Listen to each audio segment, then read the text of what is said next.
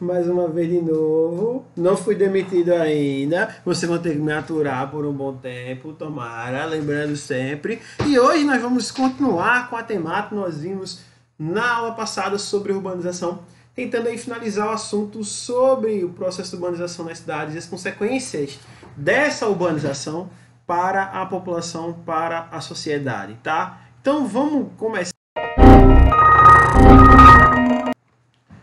Começar não, né? Na verdade, continuar o assunto sobre violência urbana. Quando se fala em violência urbana, você vai logo para a questão do tipo de violência. Qual é o tipo de violência que as pessoas sofrem e tudo mais, a classificação delas.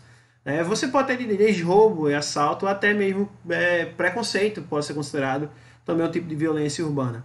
O mais, assim, grave, considerado pela ONU, o medidor da violência, né, para os países é o homicídio, é o assassinato, né, que é um tipo de crime que não tem volta, né, que você tira a vida da pessoa e não tem como voltar atrás. Um assalto você tem como devolver, né, e tudo mais, mas o assassinato não. Então a maior parte das empresas que quando fazem pesquisas, assim como também o Banco Mundial, a ONU, quando fazem pesquisas sobre violência nos países, eles levam em consideração sempre o número de assassinatos.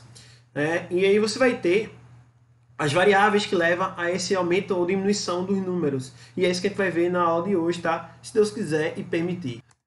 E aí nós não podemos nos perguntar, primeiramente, qual o grande causador, né, da violência urbana, do aumento da violência urbana? Um dos principais fatores, né, que é visto pela ONU vai ser exatamente a desigualdade social. Você pode pensar, a pobreza e tal. Tem país que é mais pobre do que o Brasil, né, aqui na América do Sul, por exemplo, e tem um índice de violência menor do que o do Brasil, sendo mais pobre, o Brasil mais rico, e tem menos violência do que no Brasil. É país da região da América Central também, você vai ter menos violência do que o Brasil, mesmo sendo mais pobre. E aí a pobreza não está diretamente ligada. Claro que tem a ver, mas não é o principal fator. O principal fator é exatamente a desigualdade social. Quanto maior a desigualdade social, maior vai ser o índice de criminalidade, maior vai ser o índice de violência urbana. E lembrando que a gente viu nas outras aulas, o que é desigualdade social? É a diferença entre uma classe e outra, entre uma pessoa, uma parte da população e a outra, no caso as mais ricas e as mais pobres, que vai acabar gerando, né, essa desigualdade social. Aqui na América do Sul, os países que possuem maior índice de desigualdade social, você Venezuela e Brasil, tá? Os que possuem maior índice de desigualdade social. Na África, um dos maiores também que tem a África do Sul, lembrando que a África do Sul é governada por uma elite branca, e a maior parte da população, quase 90% da população é de negros, e a elite é branca. México, América Central, México, América do Norte, e Honduras, América Central. Você vai ter aí esses países com um grande índice de desigualdade e, por conta disso, um grande índice de violência também dentro dessas sociedades. Para vocês terem ideia, né, o Brasil aí chega a dados de 2012, claro, que aumentaram com o passar dos anos. Vai ter entre 50 2012 e hoje a 80 mortos a cada 100 mil habitantes. Então, um número muito alto, que você vai ter um dos maiores aí com 95 mortos a cada 100 mil habitantes. Então, o Brasil se aproxima bastante. Lembrando que o nosso estado também é um dos mais violentos. No Brasil, os estados mais violentos são os estados Norte e Nordeste. São Paulo, Rio de Janeiro, por incrível que pareça, né? Fala-se tanto São Paulo e Rio de Janeiro, mas os estados mais violentos do Brasil são os do Norte e Nordeste. Por quê? É onde existe o maior índice de desigualdade social. É no Norte e Nordeste do Brasil, tá? O que também pode levar essa questão do aumento da violência urbana. Vocês podem ver aí, pode também ter a corrupção. Um índice de corrupção mais elevado pode levar também ao aumento da criminalidade. Lembrando que a corrupção, ela gera uma coisa chamada impunidade. O que seria impunidade? O cara comete um crime e não é punido. O cara sai livre por conta disso. E o Brasil é um dos reis da impunidade, né? Vocês podem ver aí que nós vivemos num país onde a impunidade reina nos partidos políticos, nos grupos políticos, nos próprios políticos, que são endeusificados, glorificados, saem na terra, o povo mata e morre no meio das ruas pelos políticos, e os políticos estão nem aí para o povo, a maioria deles, não todos, não posso falar que é todos, né? E são aí a maior parte deles corruptos, e quando roubam e fazem alguma coisa, saem impunes. E aí você vai dizer, pô, fiz, vou impune, não vou preso, vou fazer de novo. Vai acontecer várias vezes. Alguns caras, por exemplo, contratam crianças, né? Os traficantes contratam crianças com 16, 17 anos, né, para trabalhar no tráfico, por exemplo. Porque eles fazem isso, porque eles sabem que com 17, 18, com 18 anos, o cara é solto com uma ficha limpa. Então, por mais que ele tenha cometido qualquer crime com 16, 17 anos, com 18 anos ele tem a sua ficha limpa e é liberado. E aí entra a questão da impunidade em relação a alguns atos cometidos, tá? Um outro fator também que é importantíssimo seria o desemprego. Além do tráfico, eu citei anteriormente, o desemprego um fator importante, porque sem o emprego, sem um objetivo de vida, sem ter uma fonte de renda, você acaba focando, algumas pessoas acabam focando na criminalidade, acabam caindo na criminalidade. Você é levado diretamente para a criminalidade. Eu sempre costumo dizer isso em sala de aula, que é muito complexo você falar em violência urbana, falar em bandido e bandidismo e tudo mais. Tem pessoas que escolhem, né? Na verdade, todas as pessoas escolhem fazer isso ou não, mas muitas pessoas são muito influenciadas. É muito diferente, assim, a maior parte de nós que sempre viemos de uma família, a maior parte, não todos, né? Tem alunos que são bem humildes, mas a maior parte da família sempre deu tudo, né? Telefonezinho bom, casa, comida, roupa lavar e tudo mais. E tem pessoas que não têm nada na vida. Os pais não tem pai, não tem mãe, a mãe é drogada, o pai morreu por conta do tráfico, tem cuidado dos dois, três irmãos, não tem oportunidade de emprego, aí vai cair na criminalidade para poder sustentar os irmãos. Não tem expectativa, não estou dizendo que ele está certo, é que ele não vai ter perspectiva de vida. O que é perspectiva? O que eu posso fazer daqui a 1, 2 anos, 3 anos para mudar essa situação? Ele não tem essa perspectiva. Acabar sendo a escolha dele, sim, mas não é dada muitas escolhas para essa pessoa. Não é dado uma ideia de maior igualdade para essas pessoas, maior oportunidade para as pessoas. Não é questão de capacidade, tá? Nunca esqueçam disso. O pobre, o negro, o favelado, não falta capacidade, falta oportunidade, que não são as mesmas, tá certo? Por exemplo, você que está assistindo essa aula agora na internet é um privilegiado, né? Temos alunos aí da sala de vocês, por exemplo, que não têm a oportunidade de assistir o mesmo quantitativo de aulas na internet. E olha que vivemos no século XXI, a internet parece uma coisa tão simples, né? Mas não tem isso, e isso faz com que a pessoa não tenha perspectiva. E você acaba vendo a criminalidade, dependendo da área onde você mora, né, como algo comum, como algo corriqueiro. Você vê o cara andando no meio da rua e é isso aí, e é nós, né? Nessas férias mesmo eu tava jogando Call of Duty Warzone, tava aí meu colega, aí entrou dois caras do Rio de Janeiro, né? Os caras carioca, pá, não sei o que, começaram a conversar e disseram: Ó, bicho, tu lembra de Claudinho? Eu falei: o outro cara, lembra, meu irmão? Não é aquele que andava com a pistola, não sei o que, na sua rua. Eu falei: velho, é esse mesmo. Ele não tá com a K, né? 47. Eu: oi? AK-47? Como assim, velho? Aí ele falou: ele tá vendo de ele tá de AK agora. Não, que eu conheço, que eu lembro, ele tava andando de pistola, velho. Nada de pistola, normal, assim, tal. Eu falei: não, velho, ele já tinha comprado uma AK zona, tava andando com ela, os caras todo dia passava aqui na minha rua, falava aqui, jogava um negócio, era comum, corriqueiro. Aí os caras: pô, mesmo, e aí como é que ele tá? Aí o outro cara: morreu. Vê só. Os alemão pegaram, ele disse, os alemão pegaram. E isso eles falando com uma naturalidade muito grande, porque é algo que eles convivem. Esses caras podem não ser traficantes, eu não sei, eu não perguntei, os caras, a gente ganhou a partida, foi o que valeu, finalmente. Mas eles perguntaram, eles conversando na maior naturalidade, porque é algo corriqueiro na vida deles. Vê só que coisa estranha. E aí meu colega, assim, tipo, meu irmão, ele não sabia se ria ou chorava depois conversando. Chamaram para jogar de novo, a gente fez: meu irmão, a gente joga esse cara de novo, a gente não sabe se ele jogava ou não. Ficou uma loucura, velho. Vê que loucura. Esse exemplo serve para mostrar que para muitas pessoas é normal isso que acontece, tá ligado? É normal, é corriqueiro algo como isso. Você conviver com traficantes, conviver com bandidos, porque é o local onde você vive dessa forma, né? Você convive com seus vizinhos, e mais se um vizinho fosse bandido e você não é polícia, e só tivesse bandido ao seu redor, ou uma boa parte fosse bandido, ou uma pequena parte fosse bandido, o que é que você poderia fazer? Você, por medo, você não vai denunciar, é claro, tá? Vamos continuar aí. Quais são as camadas mais atingidas pela violência urbana? Jovens entre 15 e 29 anos, tá? Pela voz desses caras que eu escutei no jogo, né, eles tinham mais ou menos 22 anos, 23 anos por aí, 19, 20, jovem dessa idade. E geralmente é do sexo masculino. A gente já tinha conversado sobre isso na aula, ainda na sala de aula, na escola. Né? A maior parte dos homens no Brasil, né, que caem na criminalidade, eles que chegam à morte muito prematura.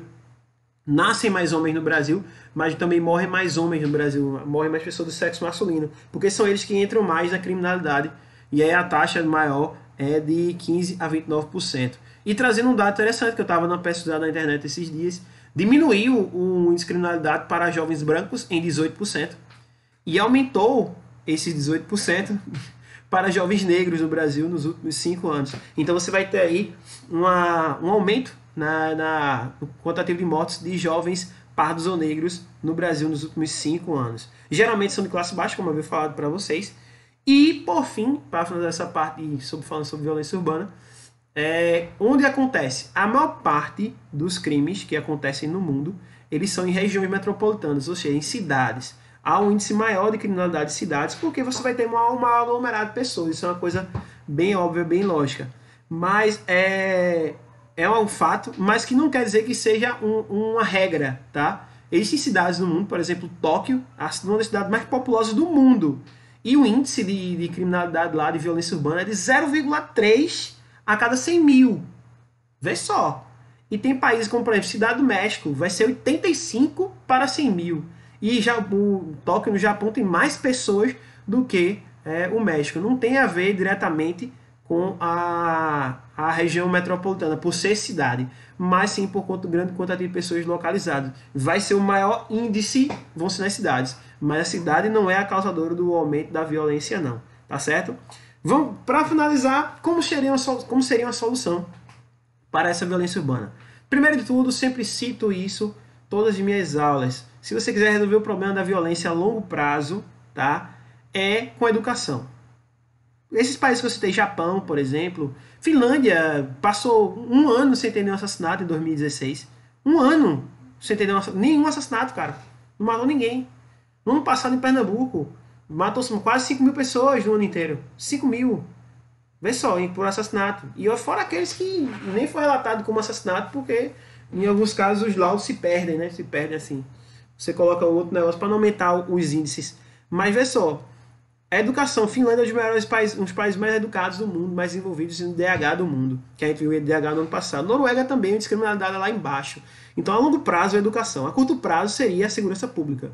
Por isso que saúde, nesse período de pandemia, segurança pública, né, no período de caos, e educação nos períodos de paz, claro, obviamente, para preparar para esses períodos de caos, são as áreas mais importantes da sociedade, que deveriam ser as mais valorizadas. Hoje, policial e professor não é tão valorizado quanto deveria ser.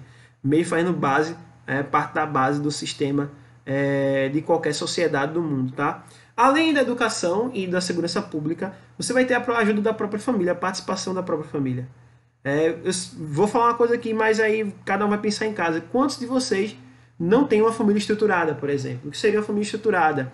Não é, estou dizendo pai e mãe, mas uma família bem resolvida, uma família sem grandes problemas assim crônicos, como alcoolismo, com problemas de violência doméstica, separação, algum tipo de briga.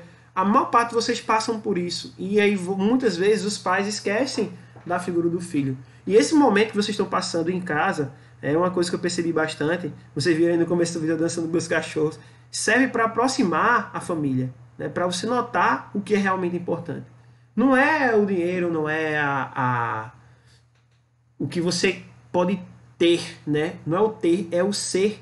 Né? É ser uma pessoa boa para a sua família. Ser uma boa pessoa para a sua mãe, para o seu pai, para a sua esposa que se dá ali no quarto, ver assistir eu deixando os cachorros. Ser uma boa pessoa para os cachorros, passa todos os dias de 4 horas da tarde, parece um relógio, o sonho, dá importância a essa família. E ajuda a família de extrema importância. Dá um suporte. Você está com um problema, eu vou lhe ajudar. O que é que você está precisando? Eu estou aqui. Você está passando por um problema. Poucos de vocês conversam com seus pais, com a sua família. E é uma coisa que eu indico a vocês fazerem. Converse com seus pais se você está passando por alguma dificuldade. O pai de você é mais vivido. Muitas vezes vai dar a opinião dele. Pode não ser a opinião que você quer escutar, porque você quer escutar uma coisa e ele vai dizer outra coisa, porque ele já passou por aquilo. Mas ele vai com certeza sempre opinar, tentar opinar para lhe ajudar. Ou o seu pai, a sua mãe, ou uma pessoa da sua família. Então ajuda de extrema importância. A escola também, já tive inúmeras pessoas que vieram falar comigo. Professor, estou com tal problema, não sei o quê. Vamos resolver, cara, senta aqui, qual é o problema? Conversa aí. Eu não sei dar muito conselho, eu sou muito prático, mas eu tento, na maioria das vezes, ajudar assim que eu posso, do jeito que eu posso, né? E Enfim, aí quem quiser entrar em contato com a escola, fazer um desabafo, mandar uma mensagem no Instagram, eu escuto, fala que eu discuto, né? Casos de família com Mauro César. Igrejas também, para quem é religioso ou não, também pode frequentar a igreja, é claro, né?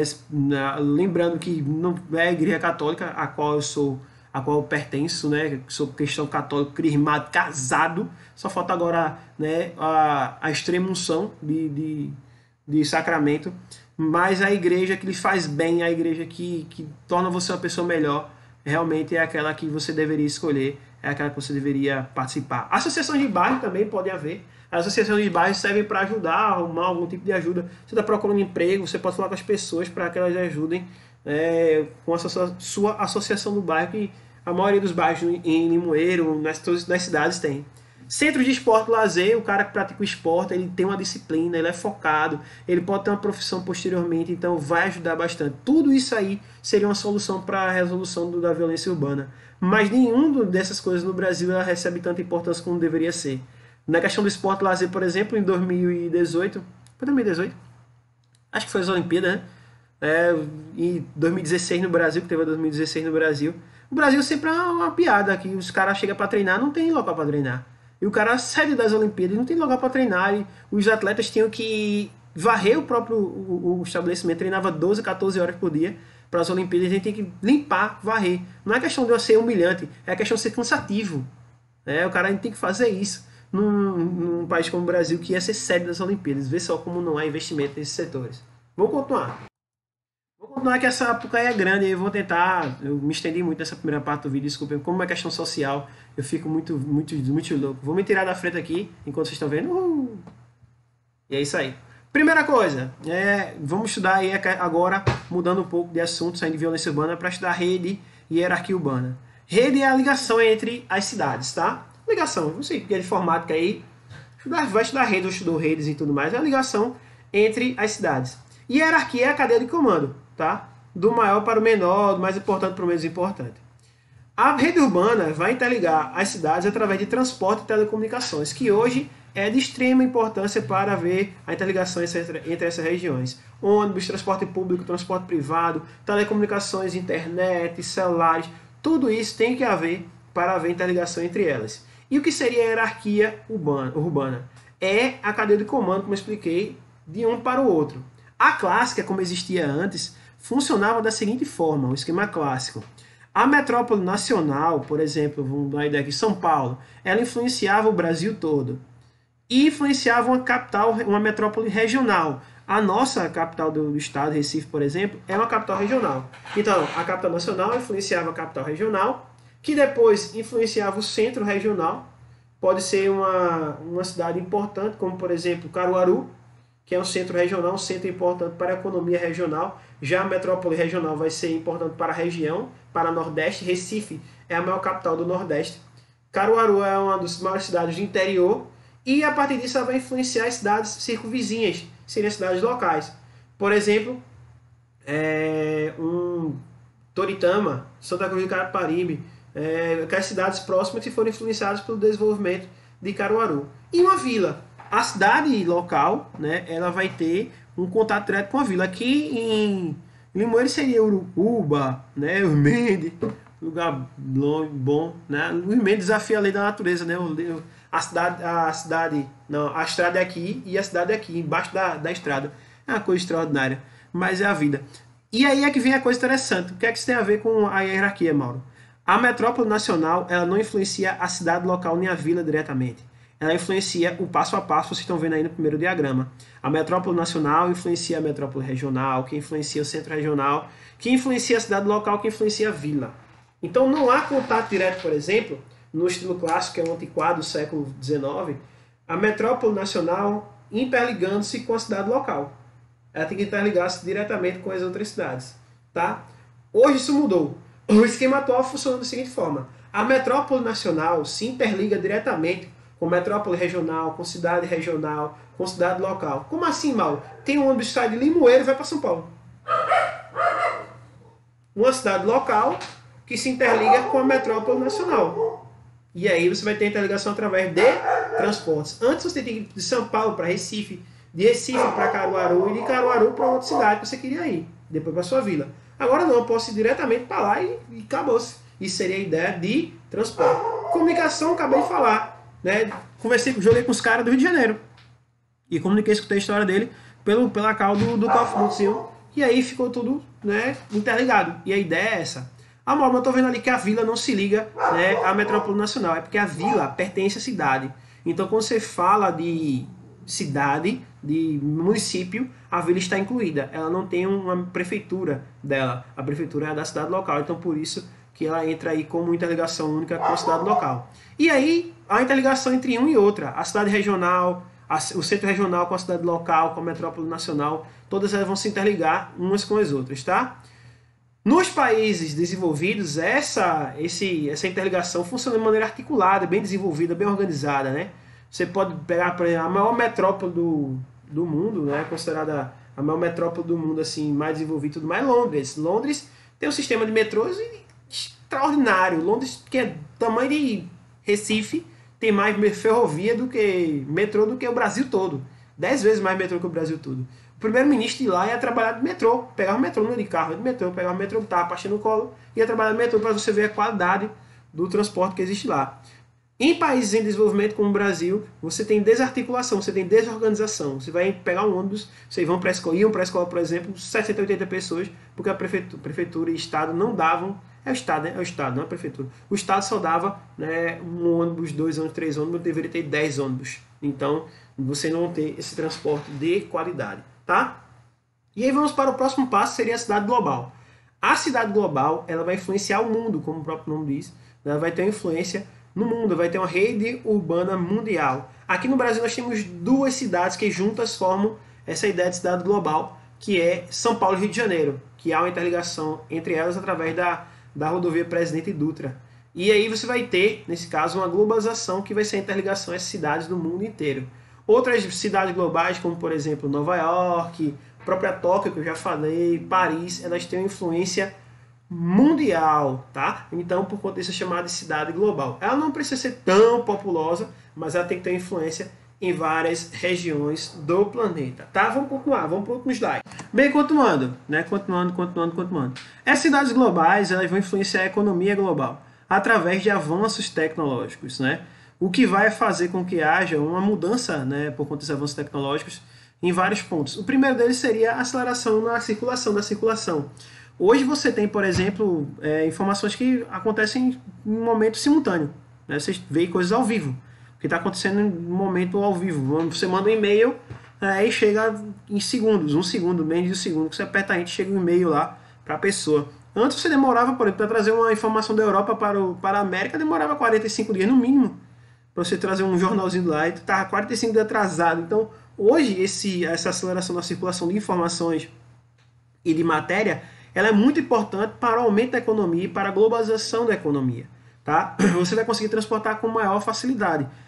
A informação é de uma forma, a informação é através da telecomunicação, que graças a Deus hoje nós temos, a maior parte da população tem acesso a essas informações, ou o transporte de matérias, que vai ser através de transporte de veículos. Aqui no Brasil, caminhões, navios do mundo, a maior parte do transporte de mercadorias do mundo acontece, né, através de navios. E aí uma indicação de filme para vocês ter na Netflix, Captain Phillips, tá? Para quem quiser assistir, fala exatamente sobre a questão do transporte e pirataria de mercadorias que existem no planeta. O cara é abordado por piratas no século XXI, vê só. Não é Jack Sparrow, né, o negão lá que é bem ator do caramba. E nunca tinha atuado num filme e acabou sendo indicado ao Oscar como um melhor ator coadjuvante. Que coisa, né? Ele nunca tinha sido ator, na verdade.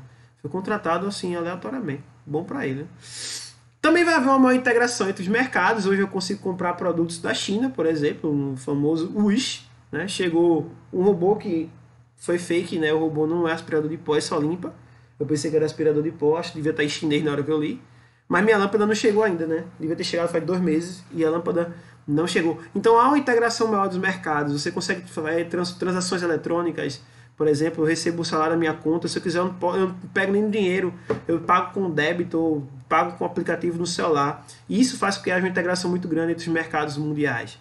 Também há o desenvolvimento da infraestrutura, porque eu preciso receber esse quantitativo de demanda. eu preciso ter portos para receber navios, eu preciso de servidores para receber informação, né? Rede de internet, uma maior banda. O cara, meu Deus do céu, eu assistia Naruto na Lan House, baixava um episódio, 30 mega, eu falei, né? Putz, 30 mega mesmo, baixa 30 mega, esperava 1 hora baixando lá, vai assim, gastia o negócio, deixava baixando de um dia pro outro. E hoje eu tô gravando esse vídeo aqui pra você, quando terminar é 4 GB. 4 GB. Aí faz um uploadzinho em 15 minutos. Né? Ou seja, eu conseguiria baixar 4 GB 30 vezes mais do que o episódio do Naruto. Né? Por conta do nível de informação, porque a internet melhorou. O sistema de infraestrutura melhorou. E hoje você tem um acesso a uma banda muito maior do que você tinha antes. Né? Era bem pesado o negócio. Tudo isso vai gerar a chamada globalização. O que é a globalização? É a interligação das culturas em escala mundial. É a gente usar jeans, por exemplo. Por que nós usamos jeans, velho? O Brasil é quente pra caramba. Por que a gente usa jeans? Porque é moda. E moda cultural é globalização também. Veio dos Estados Unidos. A galera, os pobres de lá dos Estados Unidos não tinha dinheiro para comprar muita roupa, aí rasgava um pedaço da lona do navio e fazia calça. A lona era feita de jeans e acabou virando moda e acabou a galera usando por aí. Né? E hoje a gente usa esse calor infernal que está até aqui dentro desse quarto, com o calor da febre amarela dos cachorros doidos. Mas enfim, globalização seria a interligação cultural entre vários países a nível global, tá certo? E as megacidades? A megacidade é diferente da cidade global, tá? A cidade global influencia o mundo todo. A megacidade também pode fazer isso, ou não. A megacidade, de acordo com a ONU, ela vai ter mais de 10 milhões de pessoas. Ela pode não influenciar o mundo ou influenciar o mundo. O que é importante para a ONU é o seguinte: para ser megacidade tem que ter 10 milhões de pessoas. Acima disso, megacidade. Abaixo disso, vai ser cidade global. Então, você vai ter aí, né, a megacidade sendo um pouco diferente da cidade global. Eu não conheço nenhuma megacidade que não seja uma cidade global. Passou 10 milhões de habitantes, você vai ter uma influência muito grande aí no planeta inteiro, tá? As megacidades aqui do Brasil vão ser exatamente Rio de Janeiro, com cerca de 14 milhões de habitantes, e São Paulo, com mais de 20 milhões de habitantes. Tá certo? Espero que você tenha gostado da nossa videoaula, galera. Fico muito feliz que todos tenham visto. Vejam todos. Quem viu tudo, dê um joinha, né? Aqui embaixo, não sei onde vai estar. Dê um joinha, é para lá. Dê um joinha, compartilhe, se inscreva no canal. Ajuda a fortalecer esse pobre professor que quer ganhar o seu pão. Muito obrigado pela atenção. Tenha uma ótima noite. Tchau!